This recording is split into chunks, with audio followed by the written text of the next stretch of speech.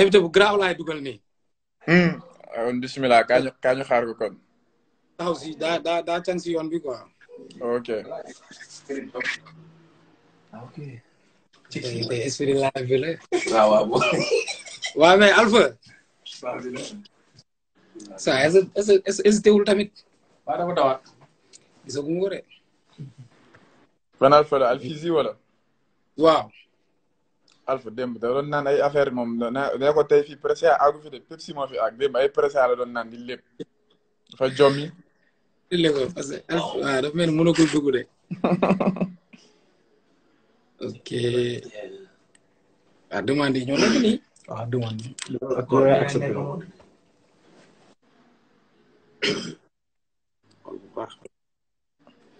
Marwan Habibi. ñu répondeur. bon mun nga jël kenn en attendant moom muy dugg. loolu laay def nii sax.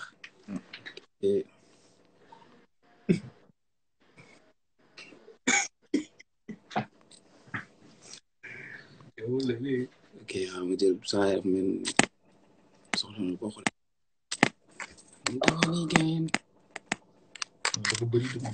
dafa bëri quoi. dama ne bëri day taw gaay la namoon nag. fi xaw a bëggee quoi waaw ok saa ñëw na. am na ko ma jël. est-ce que jaxase wu ma affaire yi. non am na tam nga accepté. waaw dugg na yegg si na. nu mu demee nii. wala boog. ça va. maa ngi sama nekk. loolu seetaan nii ngeen foog ne mooy loolu. ok. Barham Senghor. rêve bi réalisé wu na quoi. bienvenue. rêve baa ngi déjà. kon waxal merci Pepsi Pepsi moo tax nga réalisé rêve. merci Pepsi. sinon ça va. nice cool ñu ngi door a gisee ah. dëgg la ñu ngi door a gisee. dëgg la. right nice. mais sinon yaa ngi si jàmm. ba kontaan naa. maa ngi sant bu baax. j'espère que fekk. jël nii Barham dégg nga dip nu mu duggee sànq si live bi. non fekkeewu ma ko nag maa ngi doon dalu. juste pour rappel hein pour nga dugg carrément. oui le concept j'ai compris le concept j'ai compris. Exactement donc aujourd'hui on est là pour partager un peu nos rêves nos croyances en tant que jeunes le nañ gëm et comment on fait. Quels moyens on va essayer de se donner pour atteindre ces objectifs quoi donc c'est ça donc pour dugg rek day baax aussi nga partager ces live quoi et puis voilà lan nga bëgg a atteindre ces objectifs. Voilà bon donc di leen remercier d'abord si opportunité bi donc content trop di jàkkaarloo waaw donc sama rêve benn sama parcours plutôt laay wax benn parcours bu atypique la xaw a nduroo tuuti ak bosam parce que fac droit laa nekkoon comme moom maa ngi doon fekkee ñoom is bi ñu doon grève amoon dañuy génn ci fontaine bi foofu di def ay battle maa ngi fa woon quoi mais on s'est jamais rencontré donc fac droit la woon bu dëgër trop métti trop may reprendre samay année et tout sama morom yi di jàll ñii di réussir concours yi di avancer mais man toujours maa ngi woon ci benn perspective que ne ñëwuma fac droit juste pour def droit kese dama ñëw fac droit pour xool lan laa mën a def après parce que droit dafa laal secteur yëpp donc chaque fois moo ko doon wax samay ay xarit dañu ma doon bàyyi xel quoi man leen man defuma droit pour cantonné wu ci benn secteur juridique nii kese de dama koy def pour après su ma bëggee def samay ay affaire xam nga kenn bañ ma nax et tout tu vois. mu métti woon loolu ba 2e 3e année amuma job maa ngi wut stage mais amuma ma commencé di def di jaay promotion sama biir koñ. promotion la parce que sama concept. promotion mooy vente promotion gars yi dugg si gaale yi di jaay ay. saabu sol chemise braille ko at pantalon bi yor benn genre cartable bi di jaay ay saabu. wax lu yàgg. mu dugal sama côté ma ne bàyyi comme nu ma dugg si bureau bi bàyyi ma xool lu ma jéem a mën a def tu vois parce que xëy chaque jour aussi di ñaan passe maire bi tu vois dafay doy waat quoi nga nekk fag xam nga commencé am cycle da ngay xaw bañ yooyu noonu quoi. mais est-ce que xamoon nga. tu vois bon commencé.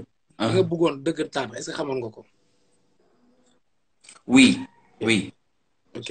je le disais dans ma tête mooy être un homme d'affaires wala nekk ci secteur privé loolu moom bëggoon naa ko def. ok waaw loolu moom rêve la woon bu ma bëgg accomplir ba tey jii mi ngi sama bopp quoi te bon. gëm nga ko.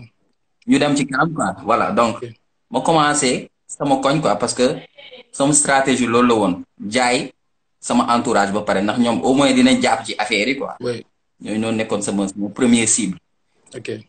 gars yi di ma kaañ sama waa fag yi di ma kaañ booy da ngay jaay promotion léegi patati patata su liggéey si koñ yi xam nga ñëpp xamoon ne dama koy jaay quoi mais aw ma si woon keese parce que maa ngi doon gis man opportunité yi ma ciy am nit yi ma ciy xamanteel su ma mënee jaay lii mun naa jaay leneen mun naa jaay beneen business mun naa jaay leneen ak leneen. déjà. donc yàlla def na aussi voilà donc yàlla def na aussi bi ma jógee foofu. jàng naa pare sama jàng université dem ISM eggali foofu sama jàng def baro jàllul dem naa ba épreuve écrite jàllul ma def ENA jàll épreuve écrite psychotechnique laa jàll épreuve écrite dem ba épreuve orale ñu téema tu vois jaar naa ci ay cabinet et tout ça. demaat naa di def ay affaire agence immobilière pour jaay ay terrain lu ne dugg naa ci quoi pour bañ a tàllal loxo wala di saraxo sa ay tonton pour ñu jugal la fenn nga job et tout xam nga may demal sama bopp quoi ba intégrer benn organisation bi ñuy wax jeune chambre def ay concours national d'art oratoire dem ci finale nekk vice champion xam ni ñuy waxee ak nit xam nan la ñuy defee prise de parole en public boole ko bagage droit bi ma am. un jour ma am benn opportunité bu ndaw benn copain dama booy bu nekk SGBS dama booy sànni ma sa CV maa ngi SGBS foofu ma sànni ko. ñëw def entretien jàll.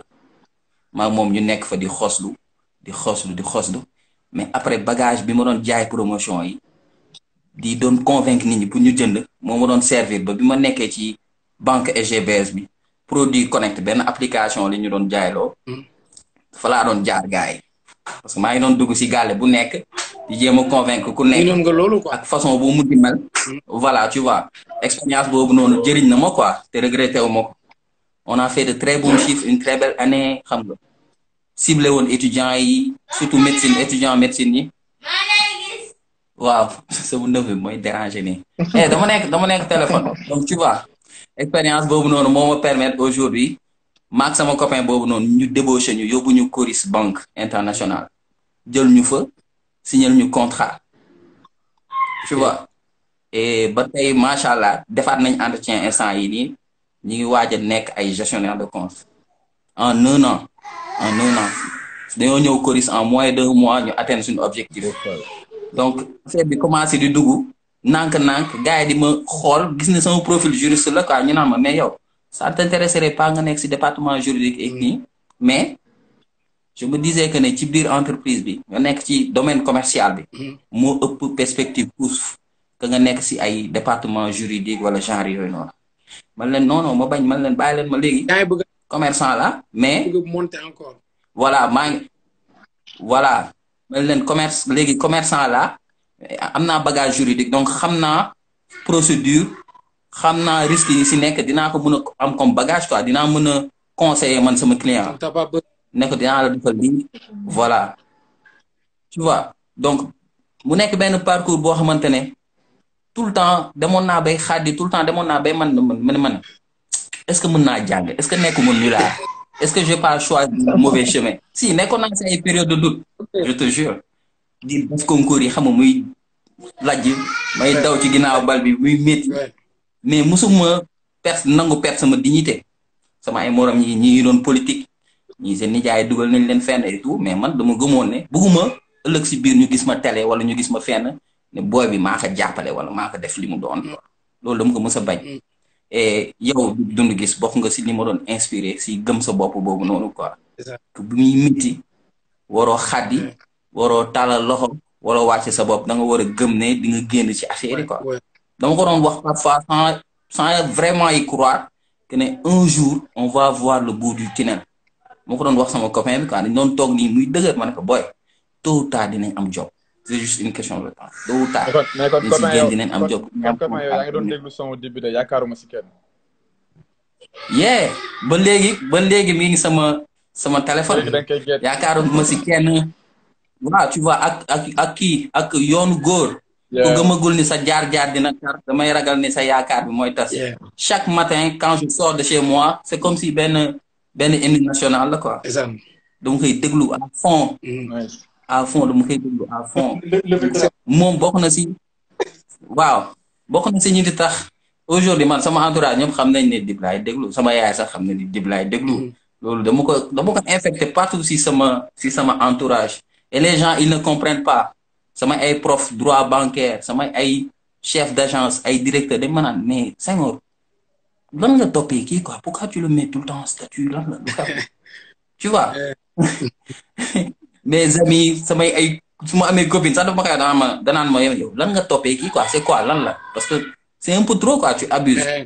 man leen man maay moom te moom mooy man. parce que comment pas que Dip si wax dafa mel ni man lay waxal. wala li muy dund lay deviner moom di ma ko wax naan ma jàppal quoi dina baax. et ba tey jii nii su may am regain de confiance su may am motivation c'est parce que maa ngi déglu moom ay son mu may motiver may bëgg man à chaque fois moom ni mu mel si game bi man ma mel ko ci entreprise bi. parce que banque à chaque fois dañ lay jox ay objectif yow ak say morom yi ngeen duggandoo yi nga xamante yéen a duggandoo si banque bi. ngeen war ko atteindre ñuy xool kan mooy jiitu kan moo ëppale. tu vois concurrence boobu noonu. yooyu noonu yëpp daf ma siy inspiré. te day tax ma gën a gëm sama bopp. gëm ne lii nii ñu may teg nii comme objectif dinaa ko atteindre par la force. mu nekkoon concours national d'art oratoire. def naa ko dem final. jël 4e ma defaat ko ne door a nekk vice champion. xam nga permettre na ma su ma jàkkaarloo chef d'entreprise. mooy loolu du ma tiit damay koy jéem a convaincre et tout ba mu ubbi compte. ñeneen ak ñeneen. et beneen rêve bi moo doon tey jii nii job ba man ak Dip duñu gis ñu def benn partenariat. non tu vois et comme le dessin est si hasard. boobu maa koy signé de. waaw tu vois waaw on espère bon maa ngi Coris Bank booy loolu maa ngi Coris Bank international donc yàlla def. DG Lonase sama benn grand buy politique nekk ci régime bi nekk fii Guédiawaye Lat Diop moom aussi day gis tout le temps sama statut ma ciy def Dip la plupart des gens ils croient que man dama bokk si statut Dip wala xam naa ko wala genre yooyu noonu ak c'est loin d'être le cas ñenn na ma par force da nga koy nëbb mais am na loo bokk ak moom quoi am na loo koy joobal wala si marketing nga bokk fekk waaw tu vois. waaw donc mi ngi noonu quoi donc benn jour mu woo ma ne ma. ani le gars boobu noonu ngay mettre tout le temps à statut quoi man ko Dip mu ne ma man ko moom laa soxla woon quoi pour benn deal. ma ne man ne woon naa du ma daw si ginnaaw kenn naan ko yóbbu ma kër Dip wala woon ma Dip damay job ba tase ak moom ñu liggéey ma ak moom quoi loolu laa gëmoon ba léegi. et je sais peut-être que yàlla peut-être mi may nekk di ma jox ay signes parce que noonu laa xamante ak Alves. dama woo benn copain bu nekk fii si kon bi Al Amin moom mooy ñëw je pense ay yenn tenue samba yi ma ne ko dañ ma laaj numéro Dip quoi pour benn contrat de publicité et tout mais bizarrement sama xel mi ngi doon daw si son bi muy naan Lonase mooy linjaa suñu paay mais ne Dip est-ce que dina nangu lii sax déjà mais bon on sait jamais quoi tu vois ñu boole ma ak Alves mu expliqué ma et tout ne ma ok dinañ la revenir et cetera bon après il y a pas eu de suite j'ai compris quoi c'est ça si peut-être loolu la mënul nekk di inspirer jeunesse bi di leen woon ay exemple di leen dugal ci ay jeux de hasard wala jeux yoo xamante ne mën nañu ne addiction quoi si sama xalaat bu gàtt donc tu vois foofu maak Alves si lañ xamante des fois par benn jour ma génn sama agence rek tasik Alves comme ça ñuy waxtaan mu ne ma kër sëriñam la demoon et tout ma ne ko man maa ngi fii si agence bi laay joobee mu ne ma bon Pepsi moom c'est mort quoi affaire de boisson affaire yooyu c'est mort mais yow jéemal lijjanti